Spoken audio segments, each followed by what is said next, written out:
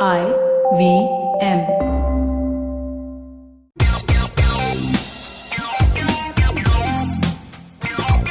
Hello and welcome to another episode of Uncle Please Sit. My name is Tushar Abhichandani and with me is co-host and dost Joel Pereira. Hi friends. How are you, Joel? How are you? I'm doing well. How are you? Are you excited? Excited because of our guests Yes. who are very excited to be here. The guest is excited more than the host. Clearly more excited than the host. So yes, guys, we have for the first time two guests on the show, guys. Two guests. There's no space. There's not enough space on this Zoom call. There are, and both of them are in the same house but sitting in different rooms on our request because Zoom. So yes, let me introduce our guests. Our first guest is Janice Sequeira. She's an entertainment journalist. I mean, was an entertainment journalist, but still technically is an entertainment journalist. She is the host of Social Media Star with Janice. Other shows that I don't know the names of because you just have to say a phrase and then add with Janice at the end of it, and that will be the various shows with names and then Janice with Janice. Yeah. And Janice also has been working in the entertainment genre, so to say, industry for the last 16 years, indirectly at least. बहुत बूढ़ा बना दिया. Because we are all married. And with us, the other guest is Anirudh Gua, Yes. former entertainment journalist, current scriptwriter, and Janice's husband. Better known as Janice's husband. Better known as Janice's husband. Although never really an entertainment journalist. I mean, was a film critic. I don't know if that falls under the entertainment journalism. See, for the layman, that is entertainment journalism. I'll take care. So that's the one I took offense to. Husband is fine. That's cool. All right, so how's it going, guys? Yeah, I begun to take offense to even I am begun to take offense to the fact that we were all journalists at one point. Oh, I thought you Considering- I thought you began to take offense to being known as Tushar's partner. like I am Janice's partner. Like Joel Pereira, who also happens to be Tushar Abhichandani's partner. Gua starts the episode with an uncle joke. Don't cut out all of their Tinder dreams, bro. Sorry? How you did Acha, that? no. So, but the interesting fact here is that all four of us are former journalists. Yeah, we are. Yeah. I didn't take offense to journalism. I took offense to entertainment. And little backstory: Janice and I actually worked together for almost 8 years. No, we joined around the same time. We quit around the same time. Quit around the same time at the venerable Times Now. Yeah, they worked for that man. That man they worked for. That bread. नाम बोलना allowed है क्या इस and he worked हाँ, in सबका नाम. Ornav. Arnab. Or Oh, no. no. Yeah, though I used to do auto and Janice was covering films, and Arnab did not give one about auto and had many to give about films. So Still does apparently. If you take the last 30 days of what he's been doing, he still does give a about film. yeah, many about he gives about films. Wait, can I please tell you? So, Joel and his team, right? Basically, all of the top car manufacturers in the country and from across the fucking globe would send Joel and his team these fancy bikes and these fancy cars, right? So, and Joel lived very close to my mother's place, like literally a lane away. So, very often on weekends when he was editing and I was editing, Joel would drop me home. And it was like every time this dude had like a new car. Like once I sit in the car and he's like, talk to the car, I want feedback on that, and I'm talking to the car. Another high-end bike, which I will never forget, at freaking 3:30 in the morning, he drove me from Times Now's office in Lower Parel in Mumbai to our home. Normally that ride would take anywhere between 30 to 45 minutes, even without traffic. Joel got us home in 6 or 7 minutes. And I was praying the whole way because it was raining. And this 7 minutes? In the pre-Bandra Wali ceiling days. Yeah, you can't take a motorcycle on the Bandra. Oh, Asha, it was a bike story. All right. Bike story. Dude, it was so fast. I mean, seriously, I think by the time I reached home, I woke up. Anirudh, who was then living here with me, and I was like, dude, I just went on this crazy ride right now. But anyway, yeah. And Arnab did not like Joel and his team because, let's be honest, they had that job in the office that everyone was like, what the fuck? Why do these guys get paid? They get paid to drive around fancy cars. How is that a job? And travel the world. I'm sure people felt that about you also, Janice. She gets paid to hang out with Ranbir Kapoor and Shah Rukh Khan. And take selfies with them, of course. It's not that. Become besties. तूने भी अपने life में काफी junkets किए हैं. Yeah, didn't you go to Brazil once? Yeah, I did. I remember this. I stayed on Copacabana Beach. They took me for Khatron Ke Khiladi season 3, hosted by Priyanka Chopra. We stayed on a 5-star hotel that was on Copacabana Beach. Obviously, for such an important journalistic pursuit, you have to go to Of course. And they were so generous. They gave us per DM every day, $100 per DM, not my company. The company that took us, Colors, $100 per DM every day. And they wouldn't allow us to work after 6 o'clock in the evening because Brazil is not very safe and there are lots of chores and pocket mars running around. So 6 baje ke baad no work, compulsory. Wow. Damn. Yeah, because when you said $100 per DM, I was like, wait. Because Times now gave $10, I think. Or 15. $10 they were like, Coke kharid lena do. $15. That is returned at the end of the trip with a month's salary. Listen, for all you unaware folks, Brazil is really expensive. It's damn expensive. I lived really there. expensive. It is very expensive. But you would have taken the 100 USD and then got the PR team to pay for all your meals, right? I mean, you weren't using that 100, were you? No, bachi. They were like, तुमको दे दिया ना $100, अब तुम उसमें manage करो. And then you carpool with 3 other journalists and pay like $10. No, there was a bus that they chartered for us, so we all had to travel in that bus. So खर्चा कहाँ हुआ तुम लोगों का sort of? अरे पानी, it was so hot. We had to drink water all the time. And water is expensive in Brazil. But our budget was $40. And then, of course, I mean, we had to have coconuts with vodka and beer on the beach. These are important things, bhai. Yeah, Ani, these things cost money, man. So, all our interesting entertainment journalism stories aside, let's talk about what we're going to talk about today, Joel. Joel, what are we talking about today? Today we're talking about entertainment and the celebrity culture and why it's so toxic and why it has made terrible people out of all of us. Excellent. And we will be talking about that right after this really short break. Hello, everybody. Welcome to another awesome week on the IVM Podcast Network. If you aren't following us on social media, please do. We're IVM Podcast on Twitter, Facebook, and Instagram. Been a really fun week on the network. Please do definitely check out all the regular shows that you do. But in addition, let me give you a few recommendations. On Agla Station Adulthood, Ritasha and Ayushi talk siblings. Really fun episode. I think you'll enjoy that. Nishad Pai Vaidya is on Cyrus and they discuss cricket and a lot of different things around cricket. I think you'll enjoy that as well. Old friend Parmesh Shahani, he was on Absolutely Right. Definitely do check that out. Tamal Mills was on Edges and Sledges, another episode which I've heard really good things about. I haven't heard it yet. I need to listen to that soon. And guys, Uncle Please Sit. Definitely listen to that. They've been killing it. This week they have Abby Phillips. He's a doctor talking about medical misinformation. Last week, Paramita Vora was talking about sex education and who needs it. They've been really killing it. Definitely do check that out. And with that, let me get you back to your show. And welcome back to Uncle Please Sit. As we mentioned, with us today are Janice Sequeira and Anirudh Guha, former entertainment journalists and noted couple. And also is obviously Joel, as always. So as we mentioned, we're going to be talking about celebrity culture in this country. We're obviously going to be talking about what it entails, why it exists in this country, why does it exist to the level that it exists in this country, and also how it's not just the entertainment business. We sort of love creating gods across sort of sectors.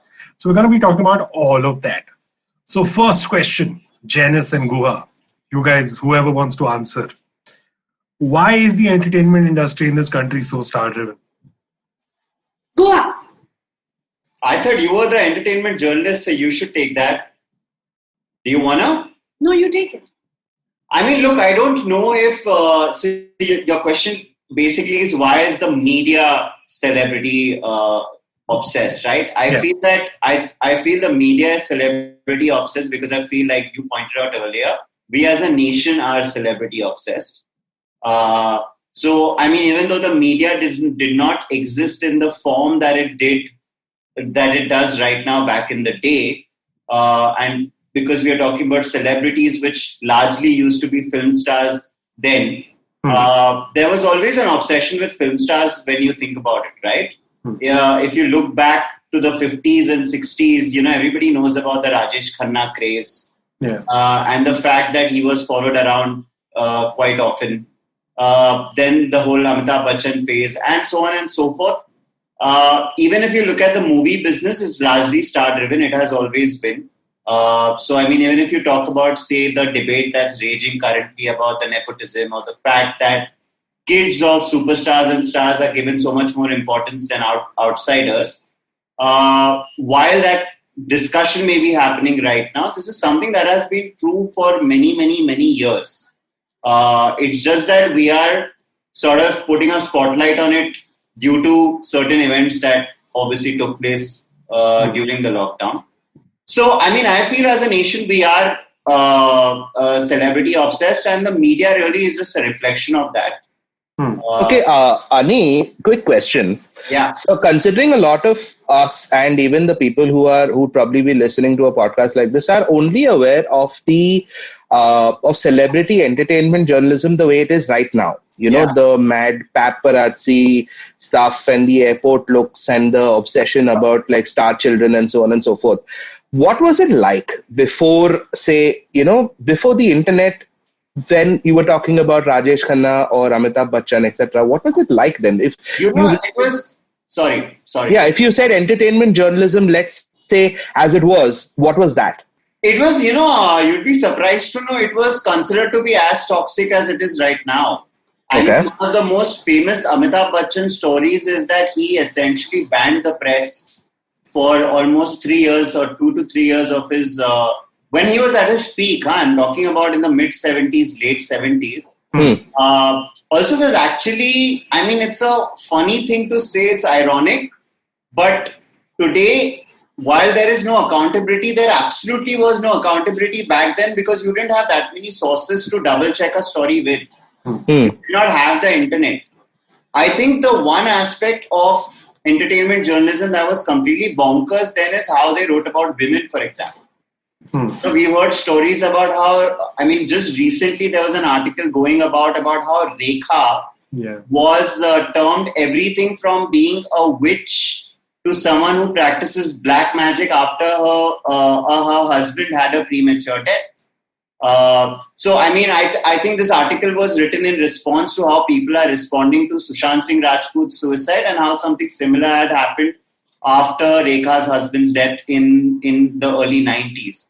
But essentially what I'm trying to say is that film stars have always felt that there has been a certain level of imbalance and unfairness in how they've been portrayed in the press. I think what has changed now is that film stars are also a lot more media savvy.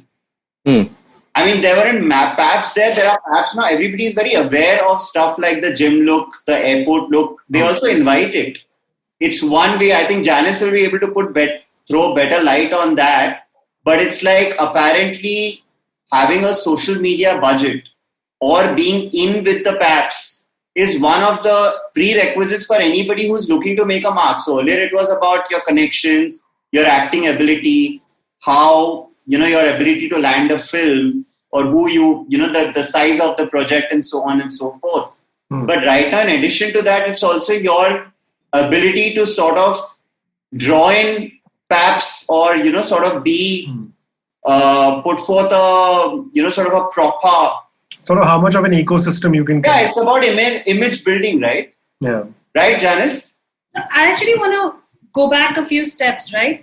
I firstly want to say that I don't think this toxicity in entertainment journalism is unique to India at all.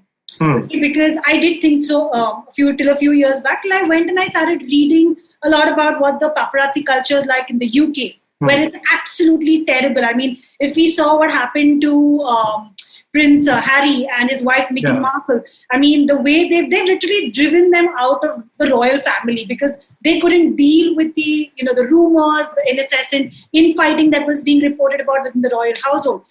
So this toxic culture of entertainment journalism sort of is prevalent in most other industries where the celebrity and film culture is massive. I mean, in the US also, how many of us for a very long time would look at what is a TMZ? TMZ was our go-to for a very long time to figure out, oh, Paris Hilton drunk, Kim Kardashian sex tape, all of that, right? And why does this happen? It obviously happens because negativity and voyeurism sells over everything else. There has to be a reason why Bigg Boss is the most watched show on Indian television. Now coming to the Indian side of things, right? So the paparazzi culture in India essentially is not very old. Even though this has been happening for over 3 to 4 decades in the UK, US, in India, it's honestly, I think, maybe about 5 to 6 years old. It's because we have been catching up with the social media age, right? So someone like a Viral Bhayani and a Pink Villa and a Manav Mangalani started realizing that actually all of this stuff is happening on the internet. No one cares that much about what's happening on TV anymore and what's happening on even radio or print. And also, let's be honest, television, radio and print have always had a little bit of a moral thread around them, right? That we can't cross this line. But on the internet, as we all know, you can cross any line and no one gives two fucks. Also, to be fair, that maxim doesn't apply to TV anymore. Oh God, no. No, I'm talking While now. In general, from the past, yeah. I'm talking about till about 4-5 years ago. Till about 4-5 years ago, yeah. So the pack culture kept growing and the troll culture, because see, also fans have always existed. Okay, so even in the 70s and 80s, when Amitabh Bachchan, who I might have banned the media because of how they were reporting, there was no fan and social media angle to it. Today, fans have an outlet to go and vent all of their bhadas, which adds to the toxicity, right?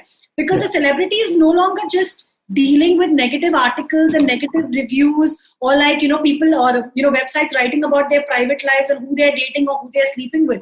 There's also fans who will take anything on Quora, Reddit or any dark part of the dark web and believe it to be the gospel truth and put it on Twitter, put it on Instagram, put it on Facebook. That we are seeing happen even more in the lockdown with the reportage of Sushant Singh Rajput's death, right? That any kind of random theory is being believed to be the gospel truth. People aren't bothering to verify. So I'm just saying that there are so many more outlets for the toxicity to be out there.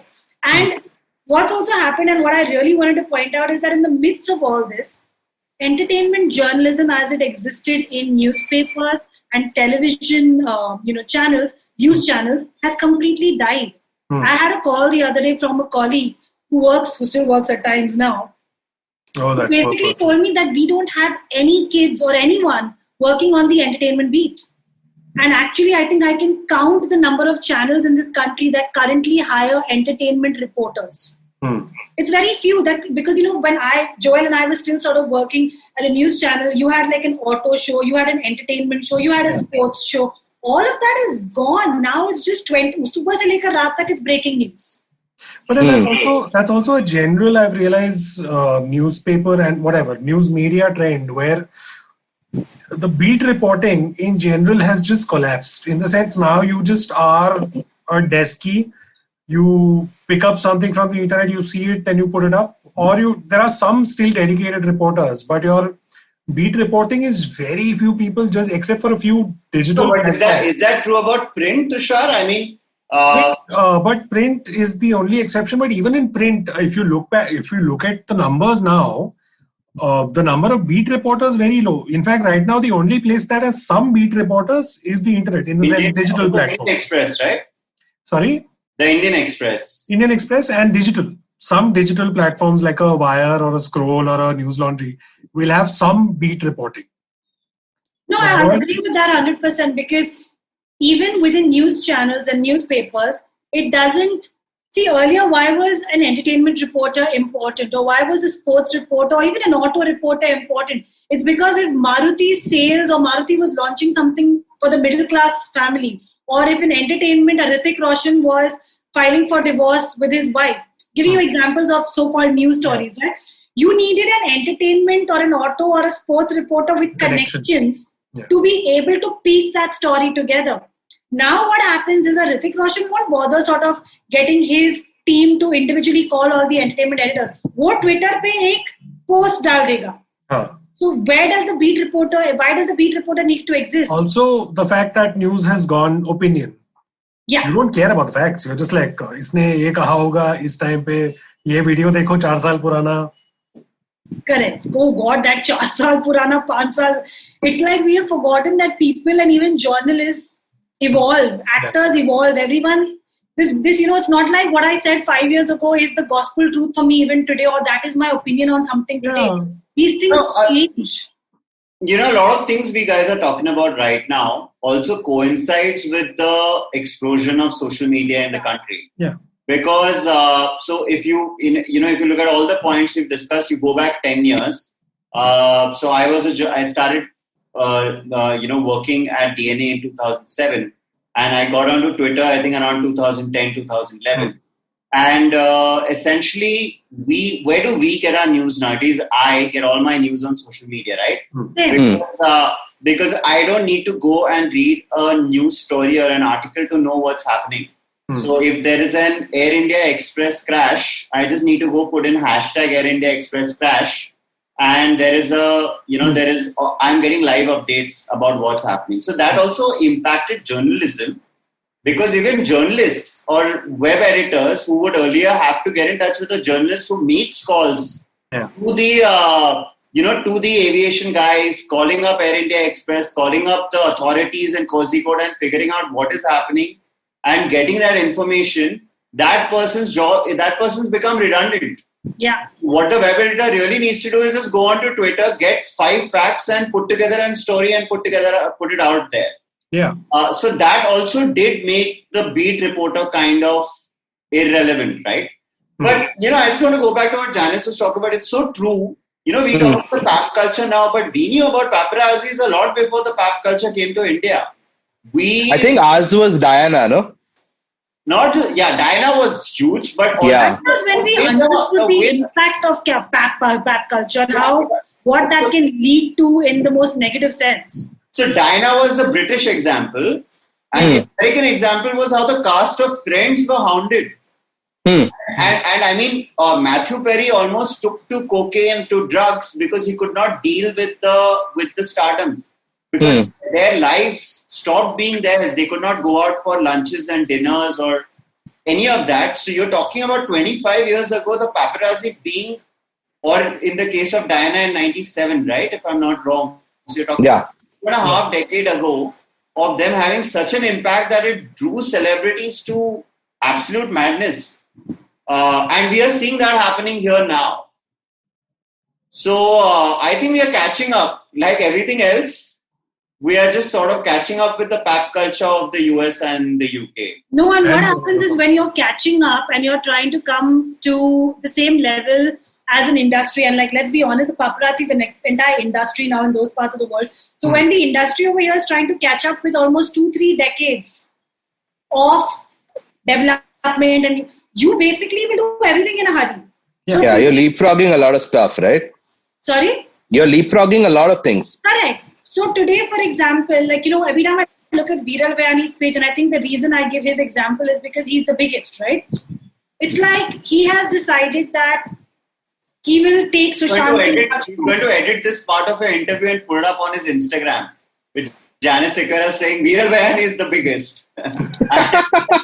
You have given him publicity material, Janice. Please, everyone thinks he's the biggest. He doesn't need any more publicity. More publicity material you've given. Also, not to be a dick, but his numbers are much higher, so I don't think he needs.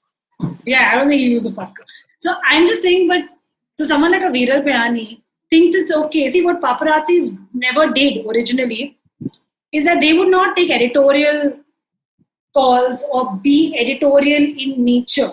Their job is what? TMZ would sort of get like drunk pictures of someone, let's flash it on our website and let's laugh and joke about it. So I'm saying that when you're trying to, like Joel said, leapfrog and, catch up at such a mighty speed, someone like a Viral Bayani is then no longer just functioning as a paparazzi, right? He's trying to evolve to where the TMZ website is already at, which is that I will take editorial decisions. I will put up editorial captions. I will take a celebrity death and make it my cause.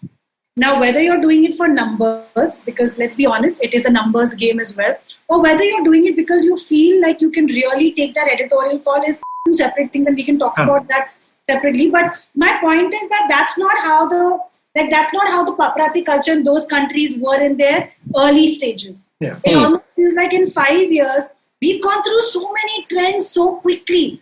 It started first with just spotting and events. Then it started with airport looks, gym looks. Then now it's like spotting you at every freaking restaurant. I also feel like Bastion in Mumbai had its own separate beat. Sunday Bastion ke bahar khade rehna hai. You know what else India has that neither UK or the US has? Taimur. Taimur beat. India has Taimur Ali Khan.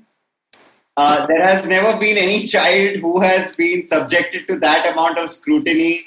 I don't think it's been anywhere in the world. I wonder what's going to happen to the second child. Right? Joel has a blank look on his face.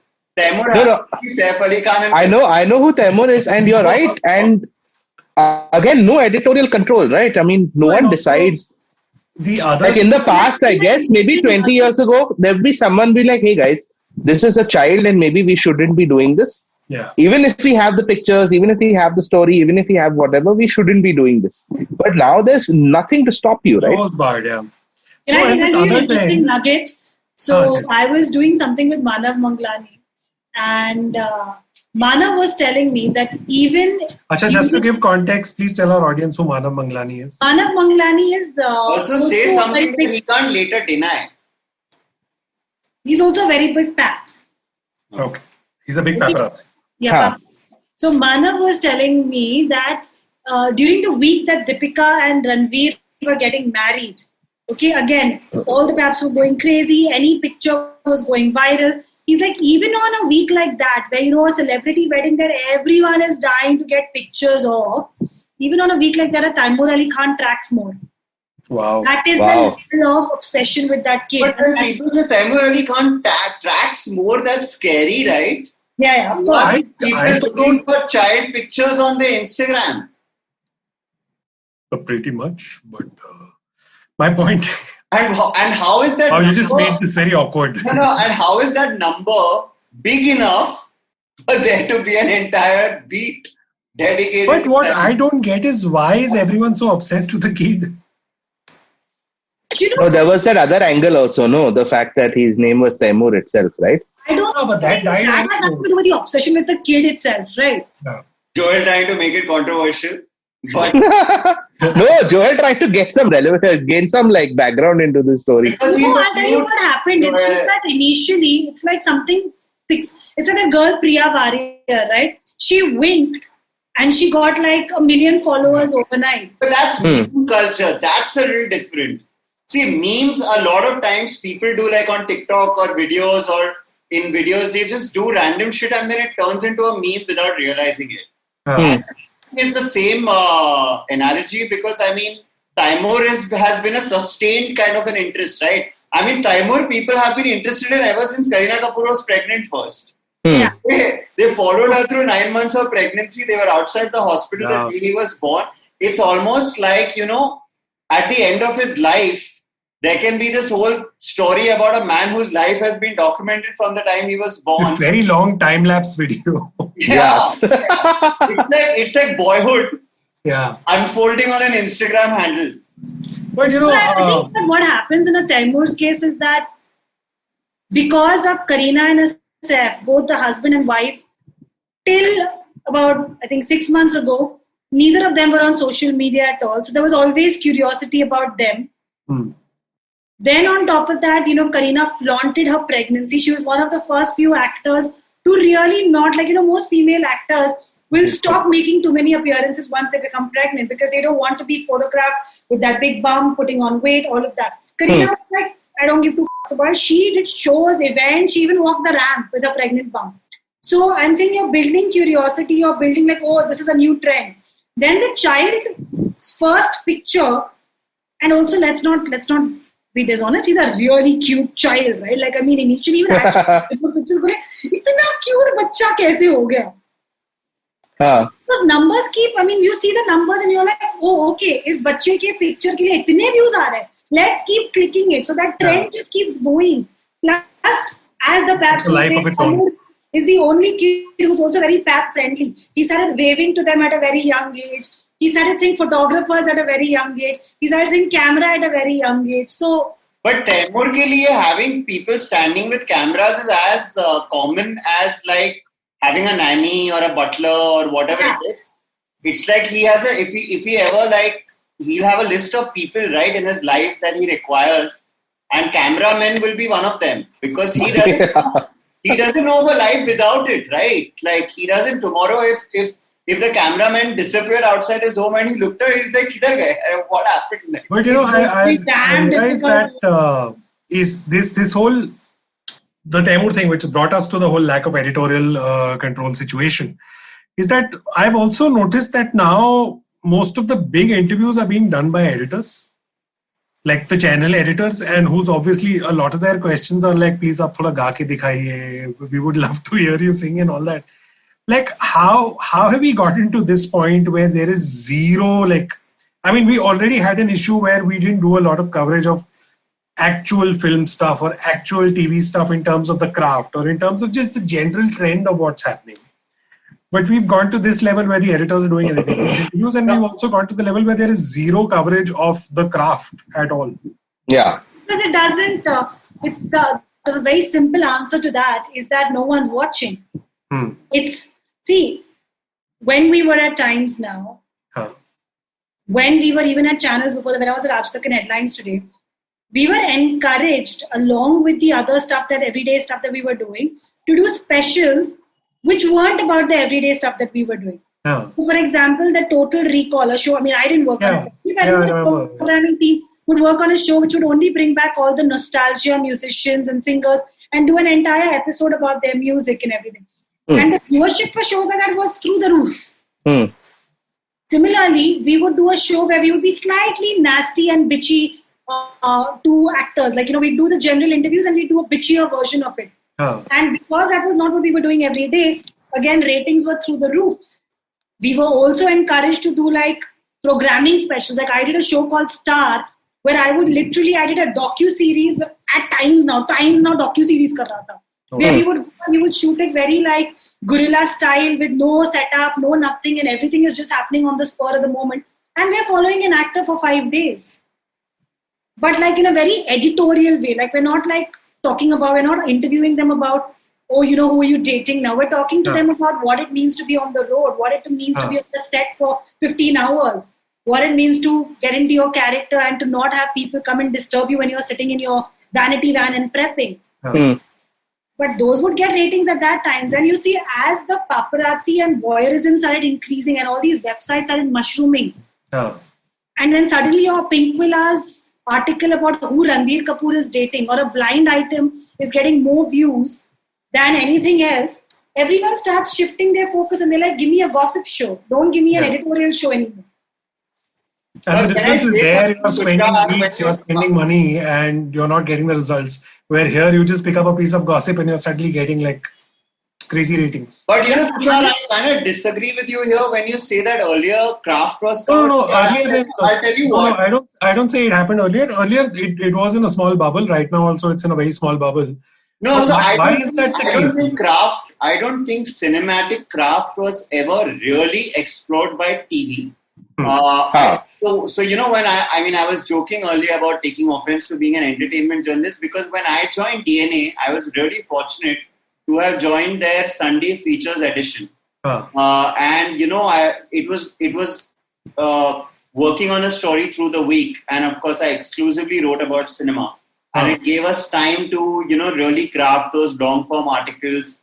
Even profiles and interviews would run into 2,000-3,000 words. Or I wrote about various trends, right? So I did this.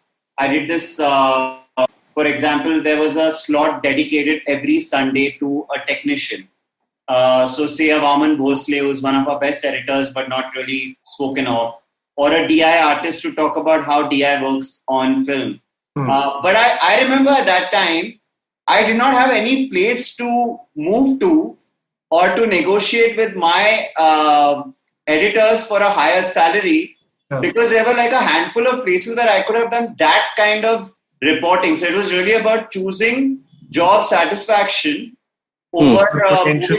because really all the other places that would have taken me were doing entertainment journalism, Yeah. which was obsessed with stars. So if I would go ahead and say that, there's an Anurag Kashyap film coming out, and I remember I had spoken to Anurag about his entire filmography until Gangs of Wasseypur, so I'm talking about 11 years ago. He's up to 15 films since then. I don't think a lot of other supplements like an After Hours or a Bombay Times or any of those would have encouraged an article of that sort unless it was paid for by the producer. Yeah, About the film. And then, of course, I was fortunate enough to move to a Time Out, which did that kind of reporting, but it was like literally waiting for the Time Out film editor to quit so that then I could sweep in. But that personal anecdote apart, I'm saying there was never really any space. Now what is happening, Tushar, is that TV journalism is continuing the way it is. Craft is still not important. But there are websites like a Film Companion, which has now taken on the onus of dedicating time to stars and the craft, thereby completely eliminating craft from print again, because print is anyway struggling to survive. Yeah. So I want to add about Film Companion, because also it's important that we point this out, that yes, while they do a lot of pieces and a lot of interviews that are dedicated to technicians and people who are behind the scenes, let's not forget that even they are anchoring all their numbers on the celebrity interviews that they do. That's fine, right? Look, it doesn't really matter if it's driving numbers or not. I think the thing is, earlier there was still a presence of craft-related journalism which is completely vanished now, right? Is that what you were saying? No, what for example, I'm going to say is that, transformed. Yeah, the initial years of Filmfare, yeah, it was a fairly cinema-driven magazine as opposed to being a Bollywood celebrity magazine. And even the awards, I mean, Naseeruddin Shah got a Best Actor award in 82 and 83. Yeah, Can you imagine that happening right now? Dude, so Dilip Kumar won. If you look at the Best Actor winners at Filmfare from the time it was incepted till about 1990, no actor won more than once or twice, because the competition was that strong that an Amitabh Bachchan did not win for a film like a Diwar or a Trishul or Kabhi Kabhi, but won for Dawn. It was like his is like the Martin Scorsese example. That he didn't get but the example here is, but the example is that there was still a certain sort of appreciation for some kind of craft, which does not exist anymore. No, I wouldn't say it does not exist. I think it's going back to it now. I think if you see Filmfare over the last, I've been one of the big critics of Filmfare Awards. Like for me, Filmfare Awards on Twitter is like that time of the year when you can go crazy with your wisecracks. But frankly, they haven't given me much reason to. The problem right now is their entire popular category. So what they have done is that, unlike earlier where there used to be that one category where you'd get best film, best actor, best actress, they basically brought in jury and critics only because they realized that the balance was tilting. I think the difference, Tushar, is very simple and clear, which is that the moment it turned into a televised event, which happened in the mid-90s, the moment the explosion of satellite happened and it turned, and excellence took a backseat to TRP.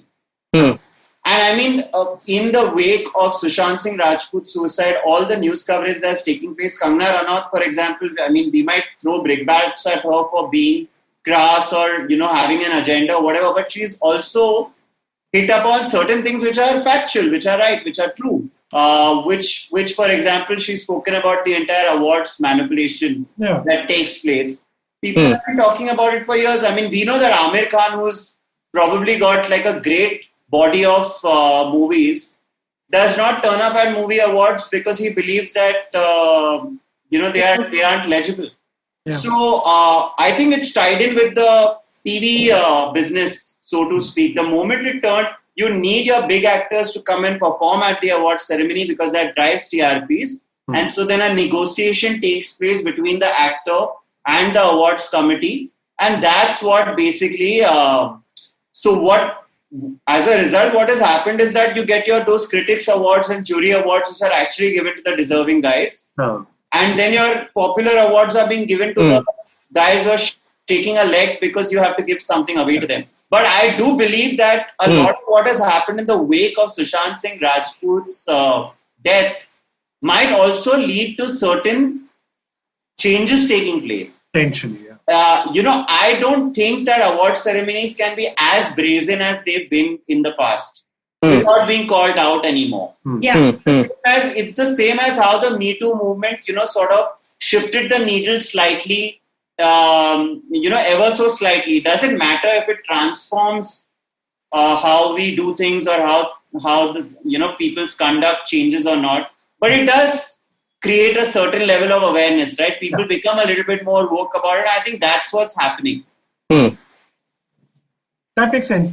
And I'd love to see a point where, we have an entertainment journalism or beat journalism, which I see this problem with other forms of beat journalism also, where you critically evaluate the industry you're dependent on. Like, because I see this, that no one's going to do a critical piece on a star or whatever because they're afraid that then they will never get an interview again or they will never get a scene again. This happens a lot with business journalism also. They're very careful about how far they can go with their criticism, because if they do go beyond a certain point, all their contacts are dead cold. What's happened is that now there are a lot more middlemen. So, back in the 80s, 70s, even 90s, if you wanted to interview a celebrity, chances are maximum you would have to deal with was a secretary, or you had to know the personality themselves. Okay. Right?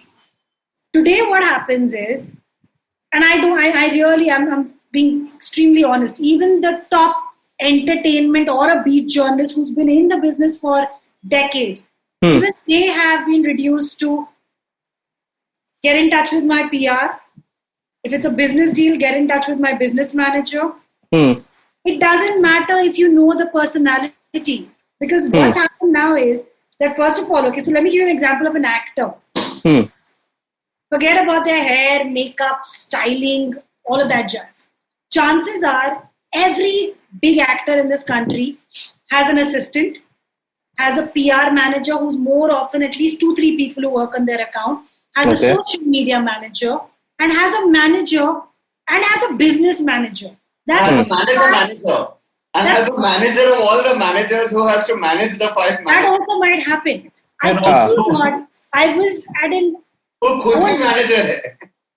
Like, maybe they need that many managers, but can you imagine that many layers of having to go through to get to that one personality? Every manager, like, we're all human beings, right? We all have different opinions and we all have different ways of what we think what the media's role is.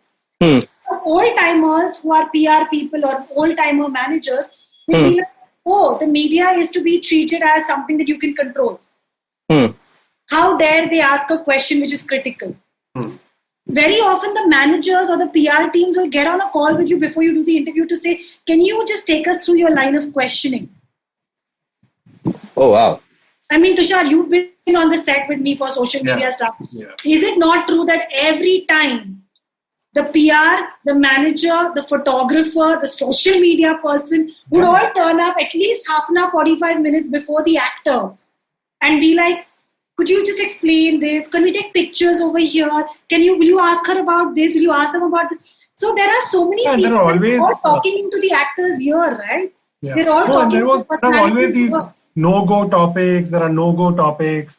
There are, please ask about these things. There are, please, can we sort of touch upon this? It's about building an image, right? To fit into the box. Yeah, that's kind of their job, no? Everything is micromanaged, basically. Yeah, but the thing is that, see, when it's one person taking a decision, like let's say you are an actor, Joel, and I am eventually the one person who's listening to all your multiple teams and taking a decision, it's still maybe manageable. Because I am the person that deals with the media. Here what happens is manager is saying, but from a business point of view, don't diss a Vodafone or a thing or any brand by mistake. Then your brand manager is saying, listen, don't talk about politics too much, because that might be negative for your image. And we also work with XYZ parties during their campaigns and during their elections. Then your PR team is saying, listen, mention all of these films and all of these other things, social work that you're doing, because they make for sexy headlines. Your social media person is saying, oh, listen, mention also things that you're doing on the internet, because that helps us have a peg. Which as a celebrity, itna confused ho jata hai by the end of it, and the journalists themselves might want something completely else. And the problem is that the journalist has to then comply to these, because otherwise there is no access. Oh, you do not. So many PR and management teams are ridiculously vindictive. You get on the wrong side of them, and it's not like they're handling only one actor, right? One PR team is handling 20 actors. So uske saath jhagda kiya, so then they're like, ये हमारे 20 actors तुझसे बात नहीं करेंगे. Oh wow. And the actors very often don't even know. I've had situations where the actors then telling me, but why aren't you organizing this interview through my PR person? And I'm like, because your PR person has blacklisted me, which is why I had to come directly to you. And then the actor's like, what? We had no idea. But that's the thing, no? The middlemen also behave like they themselves are a power in their own, like. It's a very big problem in India right now. I cannot tell you the number of journalists, and I don't mean entertainment journalists, but anyone who has to do anything with celebrities, it's like a nuisance, because the number of people who want to talk to you, get on con calls with you, discuss the interview with you, then it's ridiculous. And like you said, very often the PR or the manager or the publicist or the brand team or whatever, they all think that their opinion matters more than yours. There's no respect for the fact that you are a journalist who's been in this business for X number of years. There's none of that. Also, I think the power equations change, right? Like as a media house now, you're not the only source of publicity. Correct. They can do Instagram. In fact, you are dependent on them. Yeah. See, when you were only one Filmfare and one Stardust in the market, or one Vogue magazine in the market, everyone is dying to come and do. But today, Vogue ne mana kar diya Harper's ne mana kar diya Cosmo ne mana kar diya Elle ne mana kar diya something else. Yeah, और तुम्हारा खुद का platform. Correct. Yeah, no, that's true. And the other thing that I want to get into with this celebrity culture situation is, and I see this a lot with the programming, for some reason, why can our programming, like forget even the films, even just general TV programming, why can it not get to a point where everything is not celebrity example and celebrity driven? Because I'll give you an example in the sense, like for example, Big Boss, which is Big Brother in the UK and other countries, is actually common people in a house, as opposed to India where it's celebrities. Other shows, other reality shows that we picked up from abroad, or even something like a Khatron Ke Khiladi, which is Fear Factor, which again is regular generic people. But for some reason, we can't seem to do a show without celebrities. And what I want to know is this a chicken and egg situation? Are you doing this thing where you are putting celebrities and then you're getting people used to the idea that celebrities will be on this show, so I want only celebrities? Or are you like, I would have put regular people initially, but मेरे को पता है celebrities से ज़्यादा number आएगा तो मुझे वो deal ही नहीं करना है उस बात में. I think it's got to do with the fact that, so when you give the Big Brother example, I would think the Big Brother analogy is actually not Big Boss, it's roadies. Okay. So roadies, when you see back in the day, made celebrities out of these nobodies who would essentially get, so they were actually commoners, right? Yeah, I mean commoners who made it big later on in life. No, but I'm saying that they were like your Big Brother contestants, and Big Brother has a Big Brother celebrity version. It's just 6 episodes, 10 episodes every year. Clearly that works better for our TV audiences, because also I think if this was a show on MTV, as opposed to a Colors. Look, Colors is a channel that caters to a very traditional sort of a TV watching audience in the country. And they have a certain requirement or certain list of do's and don'ts that they require to really draw those audiences in. So while on an MTV, which might be slightly more open to a commoner driven show, on a Colors, celebrities to begin with sort of the eyeballs on day one. Secondly, And I think that works beautifully for Bigg Boss because Janice and me are Bigg Boss converts, where we ended up watching the entire season last year. And I realized this, that Bigg Boss basically thrives on dirty linen being washed in public.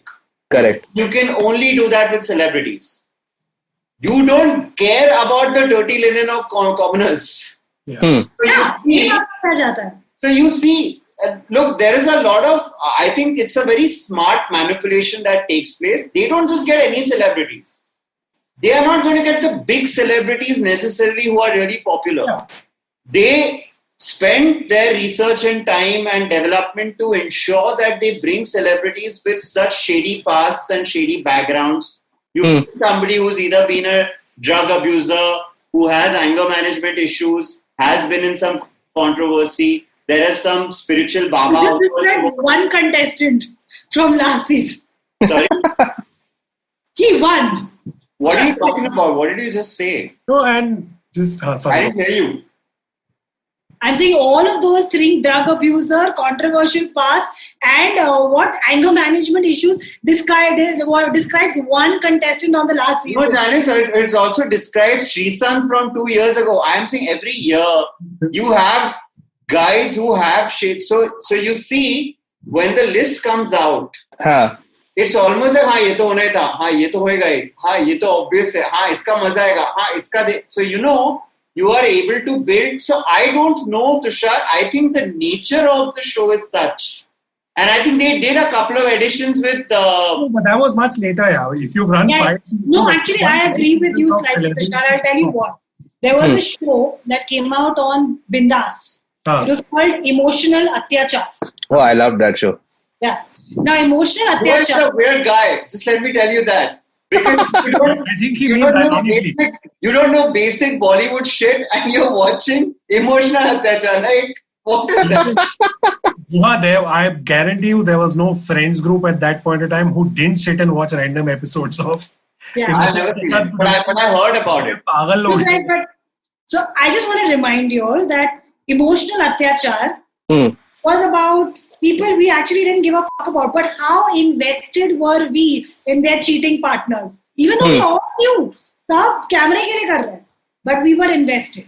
Even early seasons of shows like Indian Idol, newcomers, right? We were so invested in Abhijit Sawant versus Amit Sana.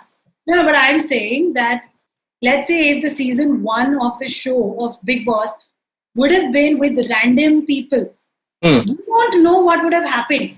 We don't know if a show like that would have gone on to also do the same numbers. Sorry. That's my only point. The thing is, we never get a chance to know these things. We never even. पहले season में ही मतलब I think Rakhi Sawant जैसे लोगों को डाल दिया show पे. So of course first season से people are used to that. They're like Bigg Boss celebrities ही देखने का. No, that's what I'm saying. We don't even try. Like from the start only. When we pick up a format, which the way it functions, and it's not like the UK and US are not celebrity-driven countries. Huh? Yeah. They are fucking celebrity-driven countries. Dude, even coming to roadies. Yeah. Roadies, maybe how many celebrities have they goose out now? Earlier, it used to be those two brothers and one host, and they would sort of take care of the entire show. Now you have Neha Dhupia, Ranvijay Singh, Nikhil Chinnappa, some 2 other people who are ex-roadies and ex-reality show contestants who've all grown big. You basically are even taking your roadies format and adding celebrities to that. But how else do you keep that format relevant otherwise?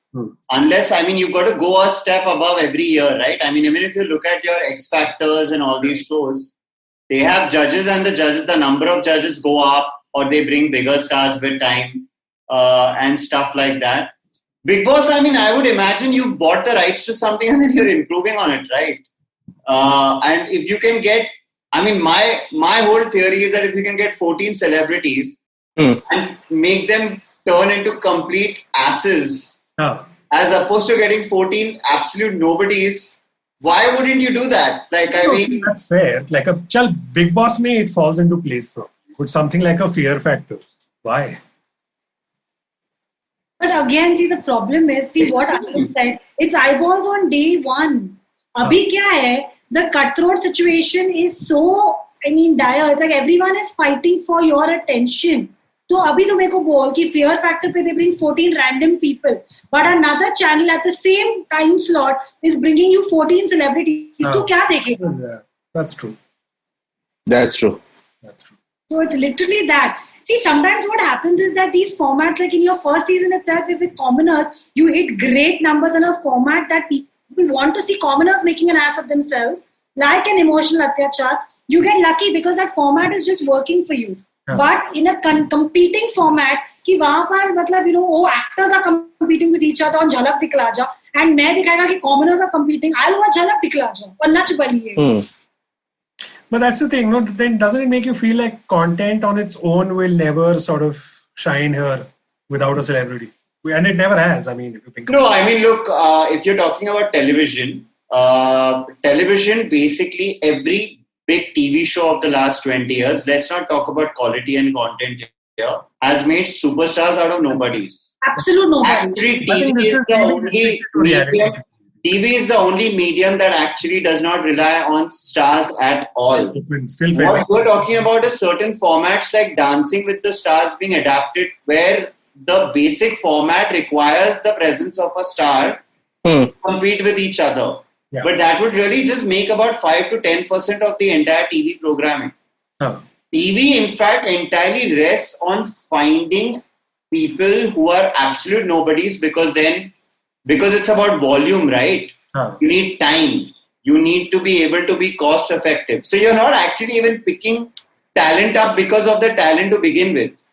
It's got to do. So actually TV is one that is completely not celebrity driven when you think about it. So if you think about even our audiences, they are extremely forgiving. They would Actually, the celebrity angle would apply maybe to reality TV, not to fiction at least. Yeah, more to reality TV than give reality TV. Yeah, fiction is fairly like. Because there's still your dancing reality shows, your singing reality shows, which is still introducing absolute nobodies to the fold. That's true. So it's really a small number, I would think. But also, I mean, just to take that ahead, the reason we are all so excited about OTT platforms is that because it's making celebrities out of people like Pankaj Tripathi. Yeah. You know, Manoj Bajpayee, who we all know has been a great actor for the last 25 years, not get to spearhead a big mainstream Bollywood show, but he gets to play spy on Family Man. You know, so actually, if you look at all the best shows, whether it's Jaideep Ahlawat on Patal Lok, whether it's Pankaj Tripathi on Mirzapur, all these guys. So TV, I think in that sense is a great leveler. Although I'm now hearing whispers about big Bollywood stars wanting to make their foray into OTT, which is great, which should happen because actually... That's actually what I wanted to jump into, because my fear is that OTT right now is in a great space where there's a lot of great content coming out. But tomorrow you have a situation where a lot of the big guys jump in, a lot of the big celebrities jump in. And then it'll be just another more Bollywood. I don't think that's going to happen. So actually, if you look at... Yeah. No, okay, let me just finish this. Finish it. What if they give you crazy numbers? Like, for example, if right now a good OTT is giving you, what I'm making up random numbers, 50 lakh views. But tomorrow a big star comes in and he gives you 5 crore views. And suddenly you're like, that's the one that I want to target because that gives me bigger numbers. That makes me grow my platform. And it's not worth my time now to do the 50 lakh thing. No, but your maths is flawed. Sorry, let me just come in. No, take that, then I will jump in. The numbers are random. The numbers are hypothetical. Your maths is flawed because see what happens is, let's talk about this, right? So you want to bring an Akshay Kumar to your platform, right? But Akshay Kumar teko charge bhi utna karega na ki उसको पता है कि उसका value क्या है when it comes to OTT as compared to an absolute nobody who you're giving the same kind of a show. So you also have to look at investment versus return on investment, right? So my point is, I feel like hear me out. Even on international, it's not like a Tom Hiddleston does a night manager, a Hugh Laurie does a night manager. You have some really big actors doing some really, like we saw Chris Evans in Defending Jacobs, Avengers ka Captain America. Now, my point is that they won't be able to do all the kind of shows, and it's not like also OTT guys are not sitting there and doing the math. What is my investment in a show to get a big star, to get them to commit their time versus the number of subscribers? तो जयदीप पलावत को मैं कुछ पैसा नहीं देकर, if I'm getting a crore subscribers, but XYZ actor को मैं देकर इतना सारा पैसा देकर मेरे को सिर्फ 2 करोड़ सब्सक्राइबर्स आ रहे हैं, where is that math No, not so that's what I'm saying. You could hit a sweet spot where tomorrow you have you're bringing a big star and he's getting you the numbers that are good value for money. So great, that is going to happen. Mirzapur is Amazon's most successful show, okay, in terms of subscribers and numbers. But the point is, that doesn't mean that, look at the cast. It's Pankaj Tripathi, the main lead, and a bunch of other actors who you know, but they're not the biggest stars. They're not like... But what Tushar is saying is that when the stars come in tomorrow, are they going to take the spotlight away from the Pankaj Tripathis of the world? But I'll tell you what, right? I think we are talking about 3 different industries, each of which function in very different ways. All right? Films are entirely dependent on box office numbers. Yeah. It doesn't matter how much money they eventually make on satellite or OTT. It's about drawing in the crowd. Yeah. And the sad part of celebrity culture, which really is what we are talking about today, is that a Salman Khan film is going to open 10 times the number of any other so-called great actor. Right? It's got to do with the fact that we are celebrity-obsessed people. And going to a movie takes effort and time and money. So the only time I'm going to take effort and time and money into something is when I am going to go get to see my celebrity in all its big screen glory. And there are a few of us who are obviously movie lovers, cinephiles, whatever we want to call it, who will obviously look forward to a Newton, for example, with as much enthusiasm as we look forward to a Gunjan Saxena or a Razi or a Brahmastra, which is like made at a 25 times budget of a Newton. Television, like we were talking about earlier, is about volume. It's about cost effectiveness. It does not matter if it's a big actor, small actor. It's about me getting my money's worth as a producer, and that's what dictates it. OTT, I think there is something very interesting going to be happening right now. As Janice mentioned earlier, the reason Netflix and HBO and the big American television boom happened around 2013, 2014 when some of the great Hollywood talents started appearing on these TV shows. Okay. So whether it was Kevin Spacey on House of Cards, who was like the first big superstar Hollywood actor to do a 5-season arc, or whether it's a Meryl Streep, doing a Big Little Lies, or any of these actors. So what happens is that when a big actor comes in, it also brings with him budgets, monies. It also brings with him production values. So the level and quality of production goes up, which is always meant to be a good thing. The second thing is that you know that OTT audiences are not about drawing them in on Friday. Right? So it's not about having that typical formula, masala, whatever you want to call it, a mix of music, thrills, or any of those so-called things. So what happens is that even your big stars will automatically start working on stuff which is chances are higher in quality than what they're doing in cinema. It does not mean they will not be making mediocre content. A lot of it might be mediocre. I mean, but the chances of that content being slightly, as you call it, pushing the envelope are higher on an OTT as compared to film. The intent is to make better quality stuff. But your Pankaj Tripathis and Jaydeep Palawats, who will never ever get to, or I mean, in an ideal world, should have got to lead their own movie ideas. Again, we were talking about the US and UK earlier. This entire thing that's happening right now is pretty universal. American audiences going to the cinemas has dropped massively over the past 2-3 years. And the only 2 kinds of movies that are currently being made are your big ticket sort of, tentpole movies, which are your Avengers and your big either superhero films or franchises or remakes, or you're making those movies which are going to Netflix and Amazon. So you see, even studios have realized that rather than me investing $100 million into making a movie like The Irishman, who would have thought a Martin Scorsese movie would have, and And trust me, Netflix gave him the same budget he would have required to make a big budget Hollywood movie. But it's just that there the monies are so heavily dependent on theatrical revenue, which is always a roll of the die. You'd rather just stream it on Netflix. Now, what numbers that they get or don't get, Tushar, is secondary, I would think, because I think a lot of it is the perception battle. Yeah, I guess valuation also, I guess. Yeah. It's a lot about which celebrities want to tie up with which. So an HBO, irrespective of how big, got a Matthew McConaughey in for a True Detective. But True Detective is the classic HBO content.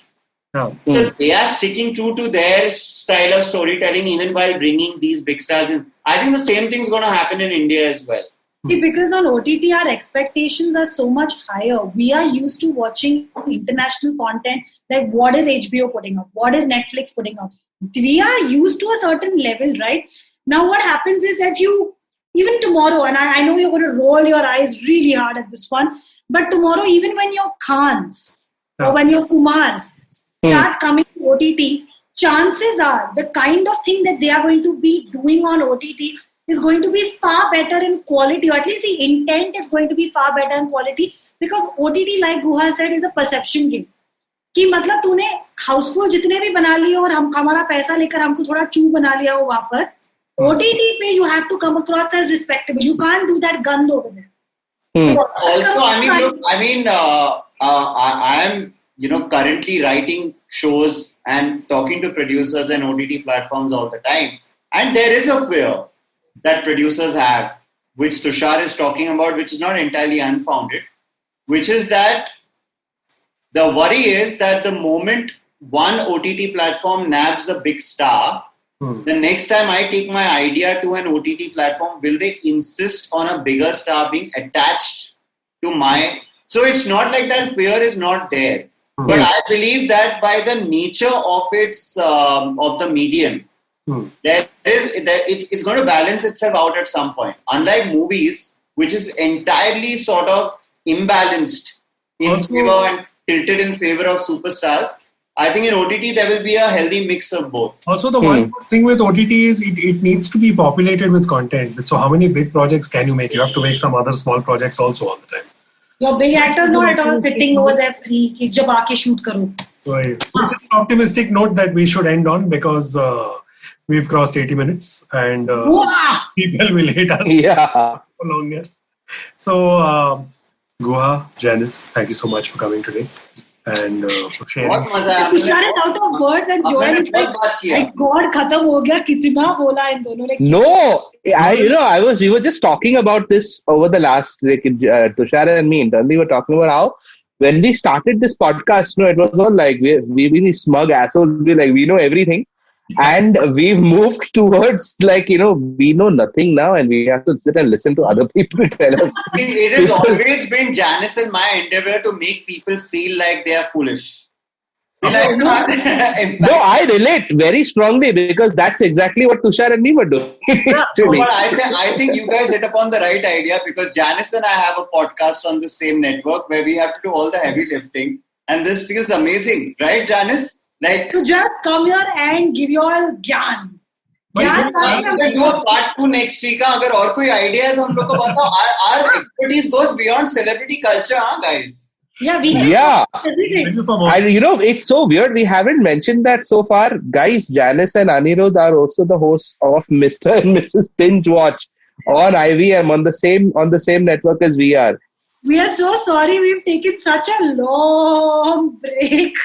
Everyone knows who you are, I tell you what, this is also an episode of Mr. and Mrs. Binge Watch. It's a crossover episode. Basically, Janice and me talking for 1 hour.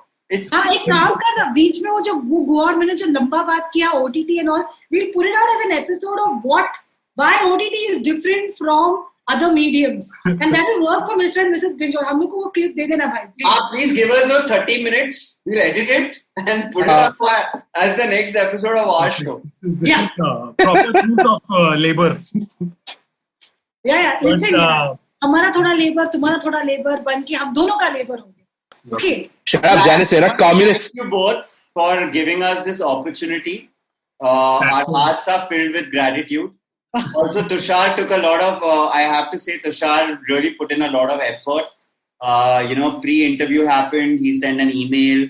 There were some WhatsApp interactions that took place. There are still 2 points that were mentioned in the email that were never brought up, which we can do. So, Ani, we are very thorough. We're very thorough. Everything. Okay, we covered everything. Let's pretend we covered everything. But thank you so much, guys. And before we go, I would just like to say, if you like the podcast, don't forget to check out other interesting podcasts. Yeah, I'll do it. Janice can do that. Even I can do it. Janice, do it.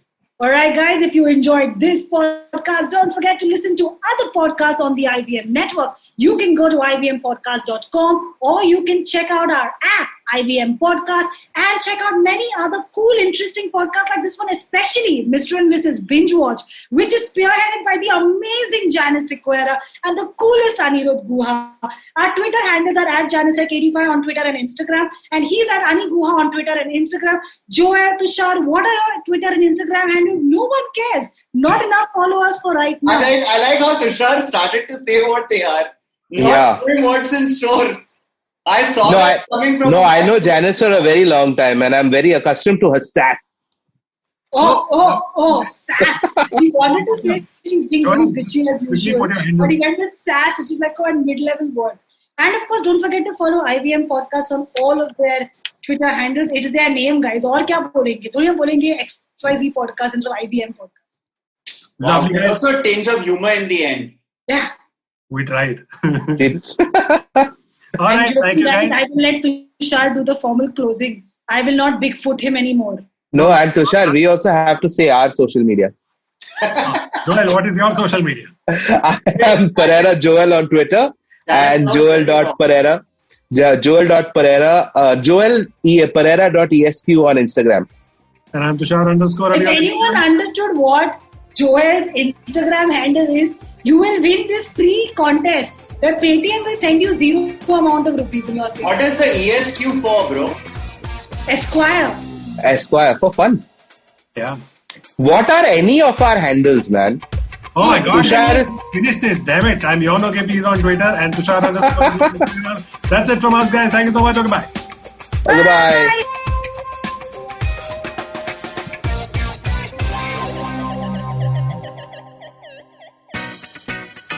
Hi guys, this is Ayushi. And I am Ritasha. And welcome to Agla Station Adulthood. It's a fun podcast we've got going on and we'd love for you to tune in and enjoy with us. Join us as we stop at various stations and discuss different topics that seem to be bothering us and hopefully Dating, you as well. Relationships, beauty, just being an adult, lots of different things. We don't have a great grip on it, but we've done okay so far. Catch Agla Station Adulthood every Thursday on the IVM app, the IVM website, or wherever else you get your podcasts. Sachin Tendulkar, Virat Kohli, Don Bradman, and now Cyrus Brocha. Okay, probably not in the right company. I mean, Don Bradman is Australian. But it's called Cyrus Says, a wonderful show about everything. Find the show on the IVM Podcast app, ivmpodcast.com, or wherever you listen to podcasts.